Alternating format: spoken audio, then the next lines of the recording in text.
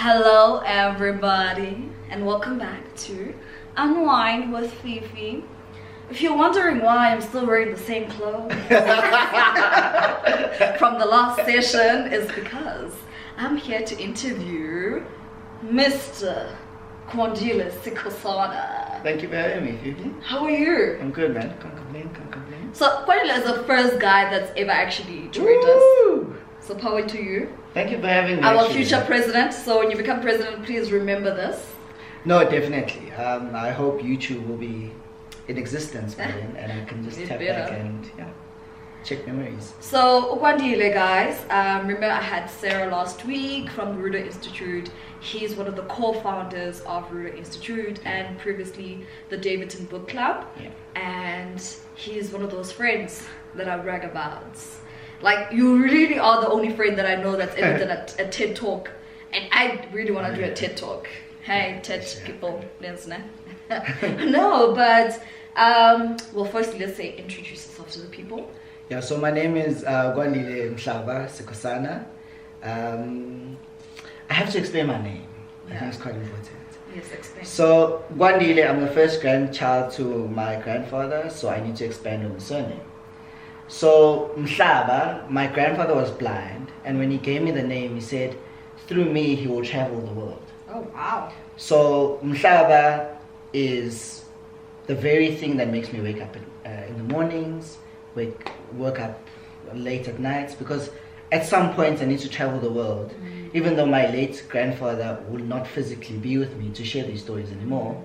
But I remember a time when I went to Cape Town for the first time, he was very ill. And I told him that I'm going to Cape Town for the first time, this is the first time traveling.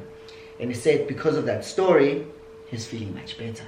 Oh, wow. And that is the very thing that makes me want to work harder in life, yeah. Oh, wow. Yeah. Okay. Well, firstly, I want to understand, you are very accomplished for somebody your age. You've done all these great things. You've been on big stages, sharing your story and talking about everything that you do. Why social entrepreneurship? Because you're a great entrepreneur. Yeah. And you could have gone the other route and be making guap right now, Why social entrepreneurship? Why was that so important for you to work with the community that you live in and really help develop that community? So I was raised by society. So I was raised by a society of people that believed in me enough to want to invest whatever they had. Yes. So it'd be resources or a meal or just guardianship. So growing up in entrepreneurship, I wanted to give back what the society gave to me. So it's an investment. Planting a seed in the next person, make them realize that through whatever that they want to do, there's someone who believes in them. Yes. Because someone had to believe in me for me to even aspire for the things that I want to aspire. So social entrepreneurship allows me to build a business, and a business that's conscious of the developmental needs that exist in the townships. But not only in townships, because we share the same narrative across the world. Yeah. So there are people who are poor in England, poor in America, poor in the United Emirates and South Africa. Yeah. So if you build solutions for South Africa, you need to be cognizant of the fact that there's going to be a crowd in New York that's looking at you thinking, how is this going to change my world or change my life? So in what I do today, social entrepreneurship, I want to create a blueprint so that it can exist in other people's lives and change their lives, so that my existence can make sure that Kwandile expands on the lives of people across the world. In Umhlaba, I make a global impact.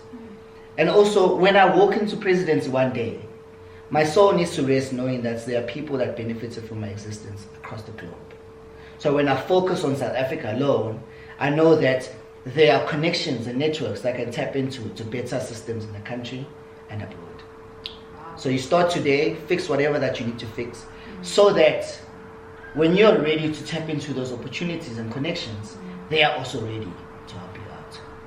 So yeah. Did you guys hear that? The friends I keep, I'm shook. Like, really, right? It really is amazing work that you and Sarah are doing, for the Davidson community, for the broader Ekurhuleni and the country, and just the world, like you say, I want to know, I've asked this both to Bumi and Sarah, But for you, you know, and also, you know, with the plan to potentially get into the presidency and so on, you know, that is leadership, stepping into those leadership shoes. What does leadership look like for you? Leadership for Africa look like, actually? Yeah. Leadership for Africa, for me, needs to firstly start from education. So an uneducated youth cannot make educated decisions for the future. So you need to make people realize that yes, all of the struggles happened. Yes. And almost every country in Africa experiences some kind of pain. But that pain came with governments and institutions telling us they will help us aid our trauma. Yes. So now we are so reliant on other agencies and other people to help us with our own trauma that we don't realize when we have our own potential. So we need to educate people that they too have the tools to get out, as Sarah said in the last episode, to liberate themselves from generational curses such as poverty. So once people are educated enough with that, they're able to make informed decisions. So whether someone wants to go into entrepreneurship, go into school or whatever, then they're making a choice based on the information that they have. Yes. But you find today that people aren't informed, so they can't make these decisions.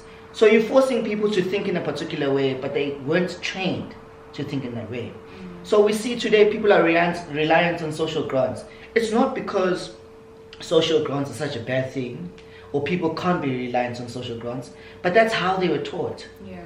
Imagine if a social grant, say for instance you get 250 Rand or 350 Rand, but 50 Rand was invested into an entrepreneurial fund, into a bursary scheme, into any sort of financial insurance for you to tap into as and when you need.